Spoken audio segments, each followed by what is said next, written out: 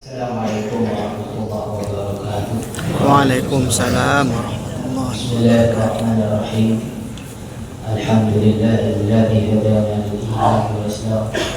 Wassalatu wassalamu ala sayyidina Muhammadin nabiyyihi alladzi istaqbalana bihi min ibadatil awtan wa asnam wa ala alihi wa ashabihi najabatin baratil kiram.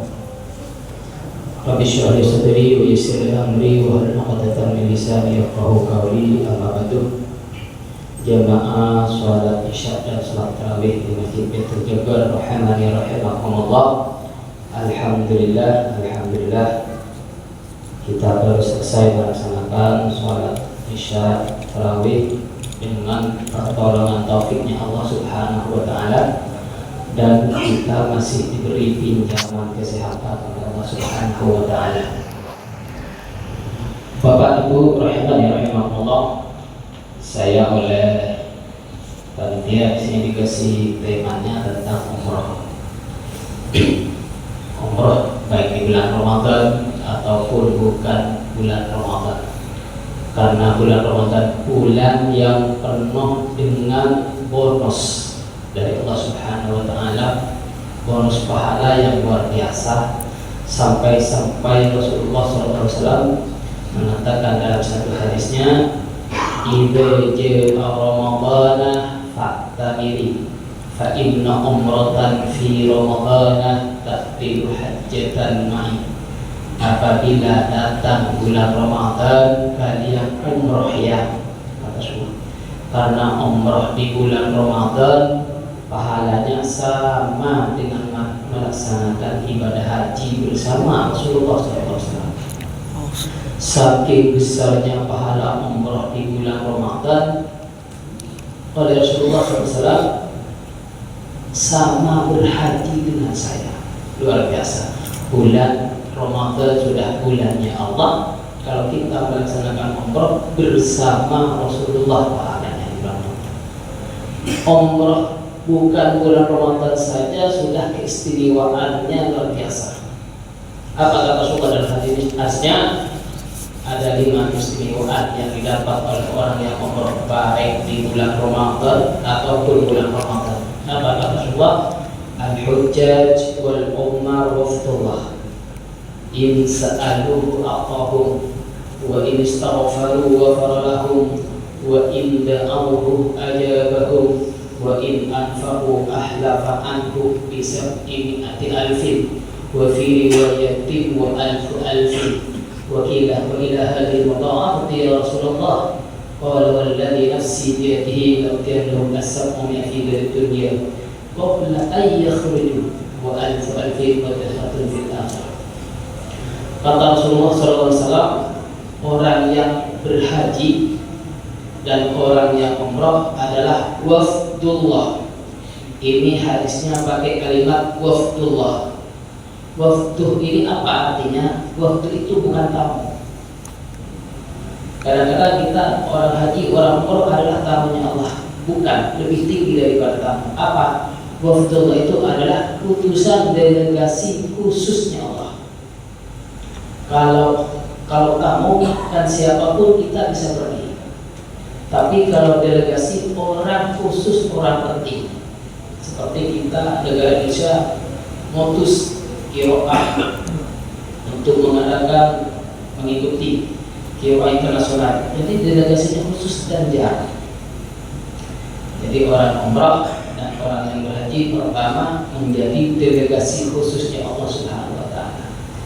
Karena menjadi delegasinya Allah, apa istimewanya? Yang kedua, insa'aluhu aqahu. Orang yang haji, orang yang umrah, apabila meminta kepada Allah, aqahum, maka Allah akan memberinya. Minta apa saja kepada Allah Subhanahu wa taala, baik di Madinah ataupun di Makkah, Allah sudah siap ngasih. Kenapa Allah ngasih? Karena menjadi delegasinya Allah, menjadi tamunya Allah. Kita minta apa saja dikasih Allah Subhanahu wa taala. Apapun yang diminta dikasih Allah, selama yang diminta itu tidak diharapkan oleh syariat. Apakah ada yang diharapkan minta? Ada. Ada 2 yang diharapkan oleh Allah Subhanahu wa taala. Yang pertama, saking semangatnya, contohnya, ya Allah tolong saya jadikan nabi, nggak bisa, sudah tutup. Makanya Indonesia banyak yang ngaku nabi, saking semangatnya. Yang kedua, minta secepatnya saya matikan, ya Allah, itu juga nggak bisa. Minta apa saja oleh Allah, Allah siap ngasih. Ngasih langsung lawannya, Allah akan mengasih. Yang kedua, wa in da'awhu ajabahu. Orang yang haji, orang yang umrah, wa in da'awhu ajabahu, apabila berdoa orang yang haji dan umrah, ajabahu, maka Allah akan menerima doanya. Hebatnya orang yang haji, orang yang umrah berdoa pada Allah Subhanahu wa taala diterima. Perbedaannya apa? Yang kedua minta Allah langsung ngasih, yang kedua berdoa Allah akan mendengar doa kita. Kalau meminta ini disebutkan banyak.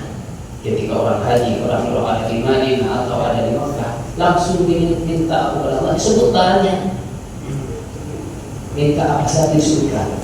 Ya Allah tolong, ya Allah saya punya anak, disebutkan nama anaknya. Saya punya anak, namanya anak saya Muhammad, ya Allah. Sekolah di kedokteran, ya Allah, jadikan anak saya Muhammad yang sekolah di kedokteran, yang dokter seperti ini, seperti ini, seperti ini. Itu namanya minta langsung. Tapi kalau doa tidak disebutkan barangnya. Contohnya, Allah barik lana fi auladina, ya Allah berkahilah anak-anak kami, ya Allah. Tidak disebutkan anaknya satu persatu. Itu namanya doa. Jadi kalau minta disebutkan, kalau doa tidak disebutkan. Contoh juga ketika kita berdoa Rabbana atina fid dunya hasanah wa fil akhirati hasanah wa qina adzabannar. Ini namanya doa. Kenapa ya Allah? Saya di dunia minta yang baik-baik, di akhirat juga minta yang baik-baik. Karena setiap orang baiknya tidak sama. Itu namanya doa. Pada pegawai negeri baiknya apabila gajinya naik. Rabbana atina fid dunya hasanah, ya Allah di dunia saya minta yang baik. Kalau pegawai negeri, ya Allah naikkan gaji saya. Kalau tukang ojek online, baiknya mendapat orderan banyak. Kalau petani hasil tanamannya banyak, itu namanya doa. Setiap orang beda baiknya. Makanya itu namanya Rabbana atina fid dunya hasanah wa fil akhirati hasanah wa qina adzabannar. Itu namanya doa. Wa in istaghfaru, yang ketiga, wa in istaghfaru ghafara lahum. Dan orang yang haji dan umrah apabila minta ampun kepada Allah, maka Allah akan mengampuni dosanya. Makanya kalau ada yang mampu haji atau umrah, saya tidak haji, saya tidak umrah, karena dosanya adalah akan diampuni. Tapi ingat, ini lafal hadisnya ghafara, wa in istaghfaru ghafara lahum.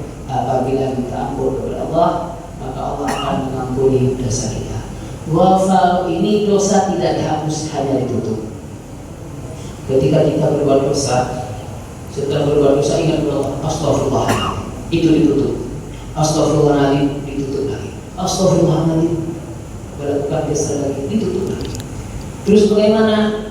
Nanti ketika orang itu meninggal di akhirat, tutupnya dibuka, dan kita yang pernah berbuat dosa akan diperlihatkan kepada orang banyak oleh Allah Subhanahu wa taala. Terus bagaimana caranya? Islam mengajarkan apabila kalian sering baca astagfirullahaladzim, hadirkan dalam hatinya astagfirullahaladzim, ya Allah tutuplah dosa-dosa kami, ya Allah dosa-dosa kami, ya Allah di dunia dan di akhirat. Di akhirat jangan perlihatkan kepada orang banyak, ya Allah, akan tetapi hanya aku dan Engkau, ya Allah. Ini ketika kita baca astagfirullah. Juga minta yang dihapus. Orang yang pergi haji ataupun umrah, atau kita lagi di masjid minta yang dihapus juga kepada Allah.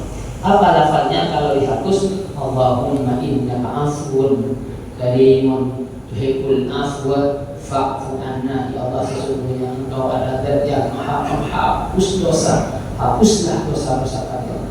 Lafaznya afa, ini rahasia bahasa Arab. Wa istaghfaru wa farahu, Allah akan mengampuni dosa-dosa kita. Apalagi bulan Ramadan penuh dengan bonus pahala oleh Allah Subhanahu wa taala, termasuk bulan maghfirah, bulan ampunan dosa. Dan yang terakhir, bagi orang yang haji dan umrah, wa in anfaqu ahlafa anhu bisa ini ati alfin wa fi riwayatin wa alfan.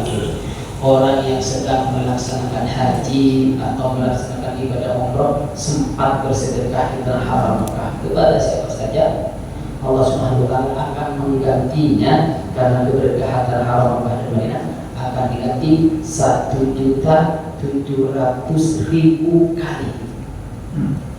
Sahabat bertanya kepada Rasulullah SAW, ya Rasulullah, wa ila hadhihi mudhafah, ya Rasulullah, masa diganti 1.700.000 kali, masa sebanyak itu? Langsung Rasulullah bersumpah, walladzi nafsi biyadihi la utiyannahu asab'u min fi dunya qabla yakhruj. Demi Allah, demi Allah, yang 700.000 itu diganti oleh Allah sebelum kau mati. Makanya orang yang haji, orang yang umrah, kalau betul-betul karena Allah, pulangnya tidak akan tambah sulit, pasti tambah rezeki. Lebih bulan Ramadan. Dan langsung mengatakan lagi wa alfu alfin wa tasbihun fil akhirah, dan yang 1 juta pengganti dari Allah itu akan disimpan, akan diberikan di akhirat. Sumpah Rasulullah yang kedua langsung pakai lafal wallahi. Kalau pertama masih memakai huruf taukid, yang kedua ini bersumpahnya pakai lafal Allah. Wallahi, kata Rasulullah, anna dirham al-wahid la afqal min jabalikum hadha thumma asyara bi yadihi ila jabal Abi Qubais.